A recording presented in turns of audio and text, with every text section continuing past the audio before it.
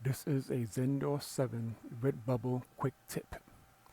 For those of you who want to change your default products on your Redbubble shop, follow these steps. Log into your account.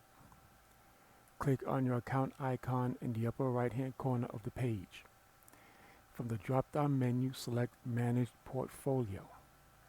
For the Manage Portfolio page, below where it says Quickly Configure New Products, click the checkbox. This will put a check mark on all the designs being displayed on the page. If you don't want to select all the designs on the page, just check off the ones you want to modify by clicking on each white square for each image.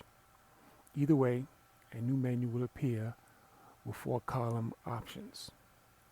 Now click on the default view column and a drop-down window will appear. Select the product type you want to use as the default product type for your shop, then click Set as Default. When the process is complete, you will get a message highlighted by a blue banner indicating the changes that were made to your account. Have a good day.